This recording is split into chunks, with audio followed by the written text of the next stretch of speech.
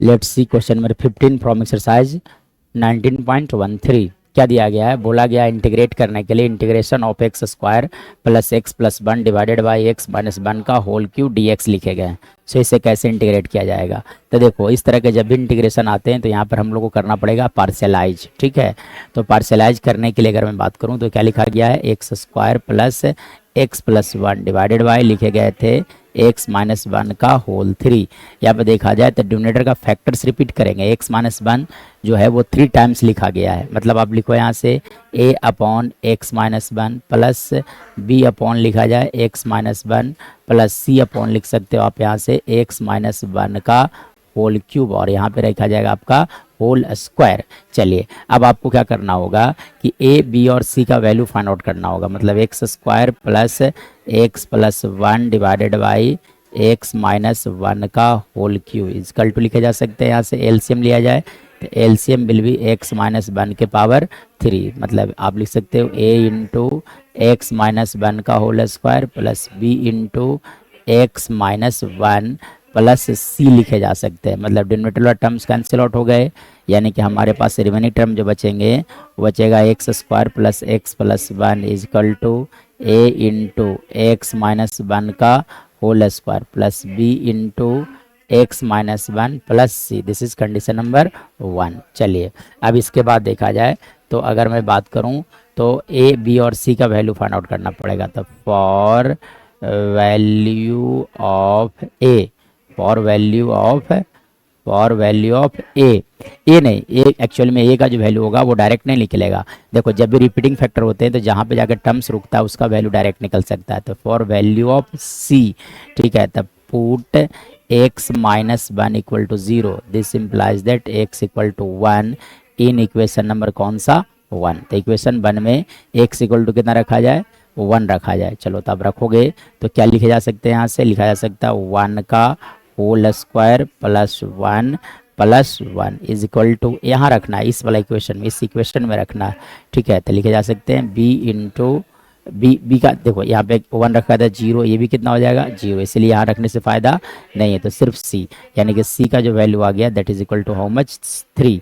चलिए, अब A B का जो वैल्यू है वो मालूम हम लोग को चल चुका है। ठीक है, अब फाइंड आउट किया जाए कि बी और सी का वैल्यू, ए का वैल्यू आ गया है तो बी और सी का वैल्यू फाइंड आउट किया जाए। ठीक है, तो चलिए अब देखिए, तो for value of b, for value of b, देखो तो अगर मैं बात करूं तो फॉर वैल्यू ऑफ, पहले ए फाइंड आउट किया जाए, तो फॉर वैल्यू ऑफ ए, तो ए के लिए कोफिशिएंट ऑफ एक्स स्क्वायर को कंपेयर किया जाए, तो compare coefficient of x square, ऐसा इसलिए क्योंकि दिस इज एन आइडेंटिटी, और आइडेंटिटी का कोफिशिएंट जो होता है दोनों तरफ सेम होता है, इसलिए compare coefficient of x square on both sides. ठीक है, तो एक्स और कोफिशिएंट को कंपेयर करना है, तो देखो एक्स स्क्वायर का कोफिशिएंट इधर में यहाँ देखा जाए तो एक्स और कोफिशिएंट कितना? वन, यानी कि वन इजकल टू लिखे जा सकते हैं।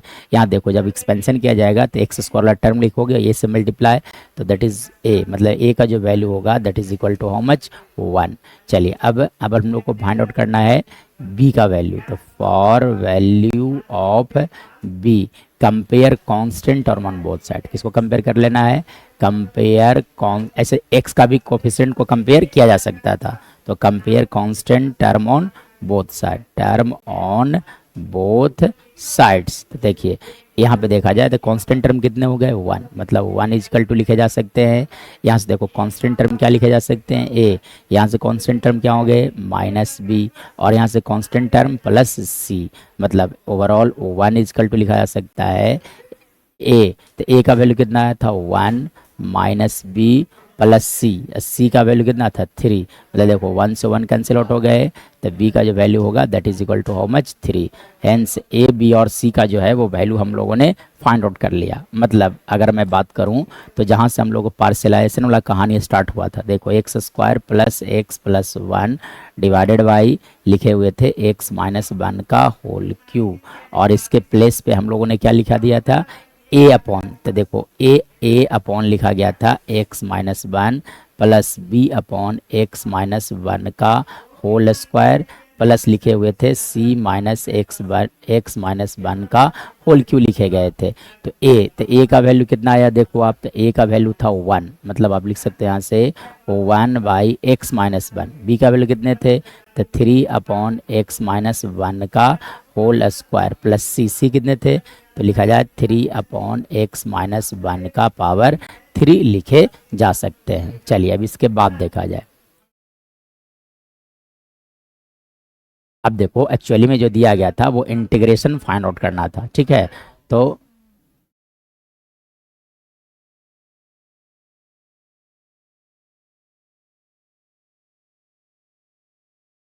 चलिए देखिए, अकॉर्डिंग टू द क्वेश्चन क्या करना था हम लोग को, इंटीग्रेशन फाइंड आउट करना था, ठीक है। क्या करना था, इंटीग्रेट करना था x² plus x+1 divided by x-1 का होल 3 इंटू dx लिखे गए थे।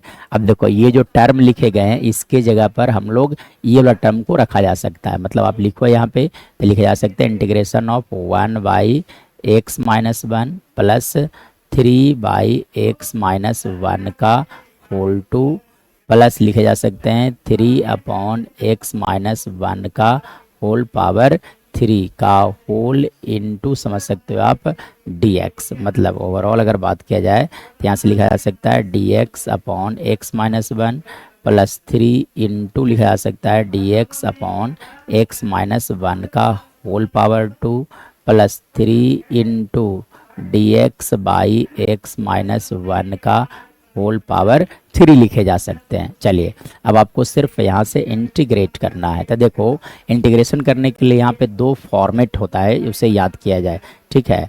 चलो अब देखो, तो एक जो फॉर्मेट होता है वो कुछ इस तरह से होता है कि अगर f' अपॉन आपको fx मिलता है इंटू dx, तो इसका इंटीग्रेशन लिखा जाता है log mod fx प्लस सी, ठीक है। कंडीशन अप्लाई, ये जो भी डिनोमिनेटर में टर्म लिखेंगे उसका डिफरेंशिएशन ऊपर में होना चाहिए, तब ये फॉर्मूला लगता है।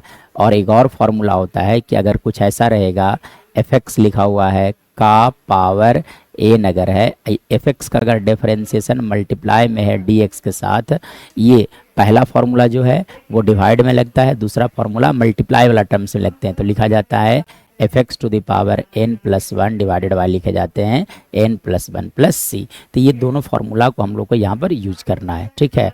तो पहला तो जो है वो इस फॉर्मेट पे फॉर्मूला नंबर 1 पे आ चुका है, इसलिए इसका इंटीग्रेशन आप डायरेक्ट लिख सकते हो, लिखा जा सकता है log mod fx। fx मतलब कौन हो गया आपका x-1, यानी कि log mod x-1 plus 3 into, अब इसे फार्मूला नंबर 2 पर सेट किया जाए। ये जो सेकेंड टर्म को इंटीग्रेट करना था इसे फार्मूला नंबर 2 पर सेट किया जाए, तब आप लिख सकते हैं यहाँ से क्या लिखा जा सकता है x-1 का whole power -2 into dx plus 3 को बाहर कर दो आप, तो यहाँ से लिखे जा सकते हैं x-1 का होल पावर -3 इंटू dx। मतलब अगर मैं बात करूँ तो यहाँ से लिखे जाएंगे log mod x-1 plus 3 into, देखो इस फंक्शन का डिफरेंशिएशन ऑलरेडी 1 मल्टीप्लाई है, इस फंक्शन का भी डिफरेंशिएशन ऑलरेडी मल्टीप्लाई है, फार्मूला पे आ गया तो लिखा जा सकता है x-1 का whole power -2 plus 1 divided by -2 plus 1 plus 3 into लिख दो आप x-1 का whole power -3 plus 1 divided by -3 plus 1 minus 3 plus 1 plus c लिखे जा सकते हैं। मतलब यहाँ से मैं अगर फर्दर बात करूँ तो अब चलो देखो यहाँ से जो है वो सिंप्लीफाई सिर्फ करना है, यानी कि आप लिख सकते हैं यहाँ से log mod x-1 प्लस नहीं, एक्चुअली में हो जाएगा माइनस, ठीक है। तब आप यहाँ से लिख सकते हो -3 है ना, यहाँ से लिखे जा सकते हैं x-1 का होल पावर -1 है ना, और यहाँ से लिख सकते हो आप -3/2 इंटू लिखे जा सकते हैं x-1 का होल पावर -2 प्लस सी। मतलब ओवरऑल अगर बात किया जाए तब आप लिख सकते हो log mod x-1 -3/x-1 -3/2 into लिखे जा सकते हैं x-1 का whole square plus c. This is our right answer.